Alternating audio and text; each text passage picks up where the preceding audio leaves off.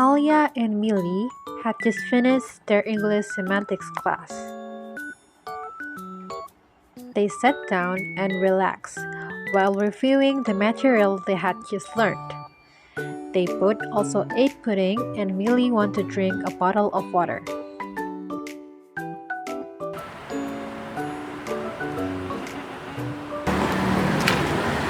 Millie drinks a bottle of water. So Millie is the actor, right? I'm not an actor. Do you mean I'm an actress? No, I'm talking about semantic roles. The water is undergo, which is a passion. Huh? Do you mean the team? No, I think it's the passion because the water suffers because of you, right? What?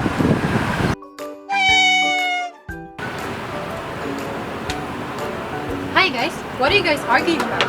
We're arguing about semantic roles. Do you think water is the patient or the... Well, to understand about semantic roles more clearly, let's watch this video together. Hello everyone! So now we're gonna explain about semantic roles. What is semantic roles, elements, examples, and etc. Just listen to it carefully so you can understand about semantics. Me is Ani, I'm Alia, and I'm Millie. So please enjoy! Semantics roles refers to the roles played by entities or participants in a sentence or situation, such as who is doing what to who. It's a way to analyze the meaning of a language by identifying the relationship between words and their roles in a sentence. Semantic roles are fundamental concepts in linguistics, and understanding them can help us better appreciate the complexity and nuance of human language. After we know about what semantics is, now we will move on to the notions of actor and undergoer. The A and U can be distinguished in some languages by the manner in which they are cross-referenced on the verb. Based on role and reference grammar, fully and valid, two different systems of the case roles are distinguished, which is one is basic and the other derived. The basic system consists of an opposition between entities that perform, affect, instigate, or control a situation denoted by the predicate, and participants that do not perform, initiate, or control any situation, but rather are affected by it in some way. Now, we'll dive into what is actor and what is undergoer. So the first one is actor. So what is actor? Actor is the one that performs, affects, and controls the actions of the verbs. So actor can be agent and also can be experiencer. And now, what is undergoer? Well, undergoer is the entity that does none of this but rather get affected by the actors. And undergoer can be patient, team, and also locative.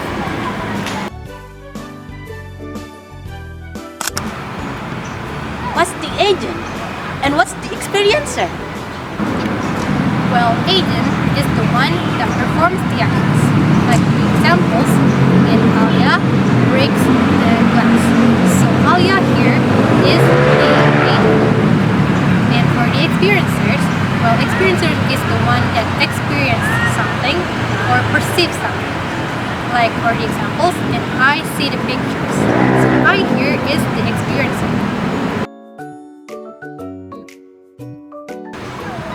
How about the passion, team, and locative? Okay, so now let's talk about the patient, team, and also locative. The first one is patient. So the patient is the entity that's getting affected by the actions. So for the example is when Tari broke the glass. So the glass here is the patient. And number two, we have team, which is the one that is getting described in the sentence. The example is in Alia reads the book. And the book here is the team. And the last one, number three, we have locative, which is where the sentence takes place. And for the example is I go to the beach. So the beach here is the locative or where the sentence takes place.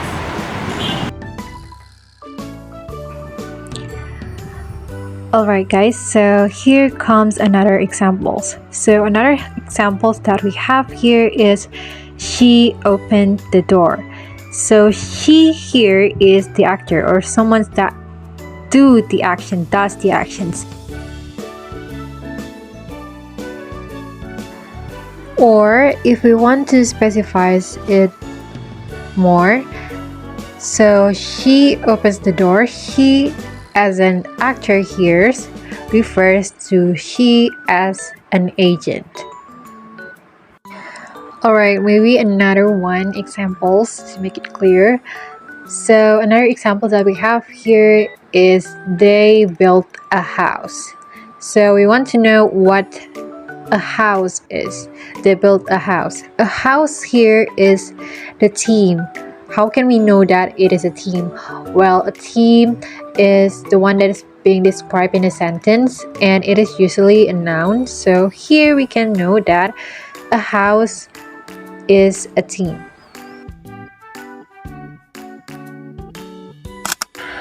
The nature of the macro rules is derived from logical structure, and the number of macro rules that prove text can be predicted from its logical structure. Logical structure is a characteristic of every verb class and is used in formal presentation. A verb can take two arguments or a single argument. The argument may be either A or U depending on the semantic of the verb. The specific semantic content of the macro rule with a particular verb is applied by the semantic relation of argument mix. The notion of A and U is similar to proto agent and proto-agent according to Galton. And according to Foley and Van Kalin, roles should be defined in terms of configurations or semantic presentation. Note that both types are prototypical fuzzy functions. Prototypical A is the agent and prototypical U is the mention. Now, we'll talk about semantic relations. Macro role means that each subsumes a number of specific semantic relations, and the relationship between the two tiers is captured in the AU hierarchy by Van Bellen. Wintari, According to Millie, and which Alia, there are they two have finished types of watching interest, the which learning is video. verb The as three of SK them and began verb to as understand SU. semantic roles and The felt difference between increasingly them, enthusiastic first, to the surface study subject harder. is also the underlying subjects. And second, the surface subject is the underlying direct object. First, we will talk about SA. So here, the subject of intransitive verb receives the same morphosynthetic treatment as the subject of intransitive verb to refer to the class of anergative intransitives and class SU. While the SU is the subject of intransitive verb receives the same morphosynthetic treatment as the object of intransitive verb to denote the class of anergatives. Alright guys, we have learned about semantic rules. Hopefully you can enjoy and understand the material clearly. Thank you for watching and have a nice day. See you. Wintari, Millie, and Alia, they have finished watching the learning video. The three of them began to understand semantic roles and felt increasingly enthusiastic to study harder.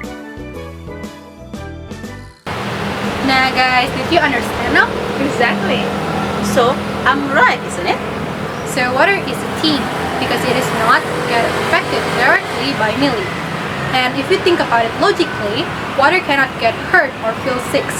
So water in this sentence is a team.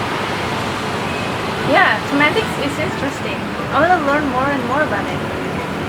Okay, so now let's go to the library and we will learn about semantics there. Let's go!